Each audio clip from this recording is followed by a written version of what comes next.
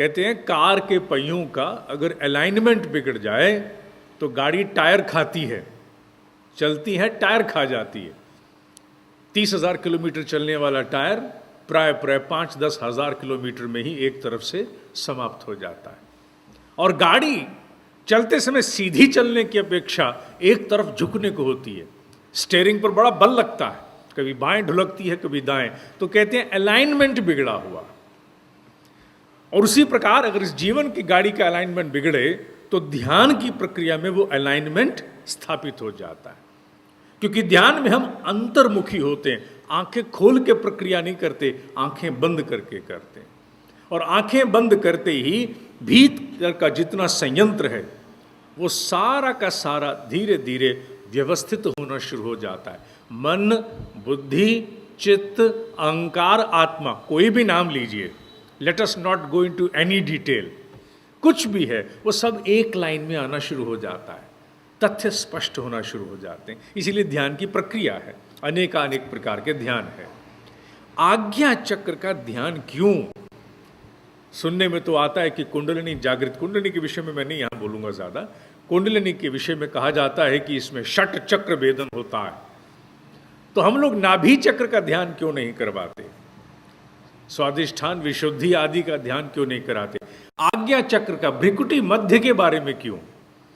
और तिलक भी कम वक्त यहीं लगता है, यहीं तिलक लगाते हैं, यहीं सारी बिंदियां, सारे प्रतीक सब यहीं। भाई नाभि ने क्या पाप किया, हृदय ने क्या पाप किया, लगाओ वहां पे, क्या दिक्कत है? नहीं, किसी ने कोई पाप नहीं किया।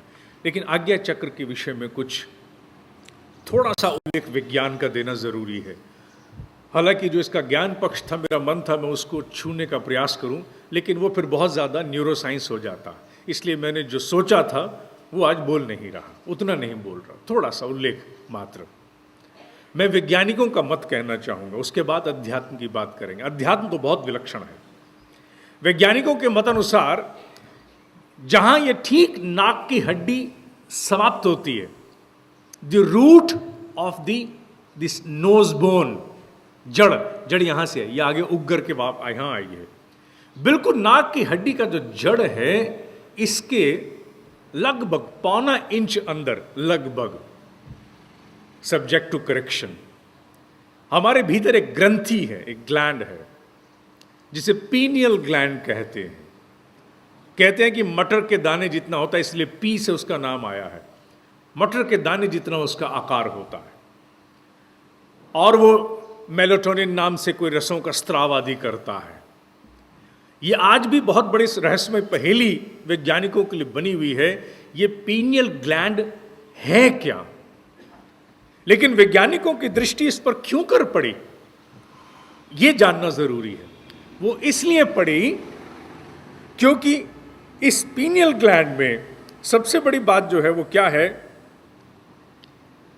ये अंदर ग्रंथि होते हुए भी, अब ये समझने की बात है, थर्ड आई की बात हो रही है, तीसरे नेत्र की। हालांकि ये ग्रंथि अंदर है, लेकिन वैज्ञानिकों ने पाया कि इस अंदर होती हुई ग्रंथि में भी एक कोरोना है और रेटिना है। Now this is something very surprising.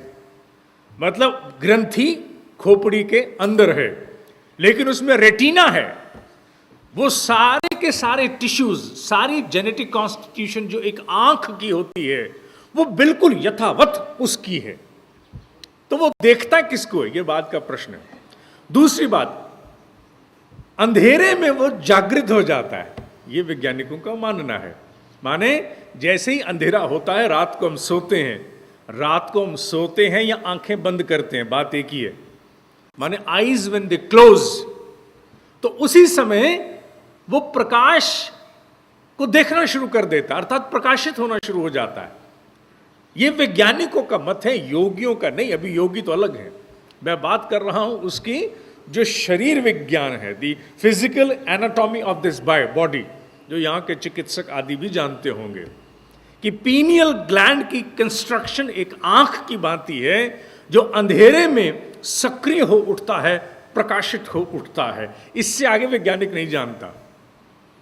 लेकिन वैज्ञानिक इतना जरूर जानता है कि इसी पीनियल ग्लैंड के कुछ जरा सा पीछे, स्लाइटली पीछे, एक और ग्लैंड होता है, ग्रंथि है, जिसका नाम पिट्यूटरी है, पिट्यूटरी।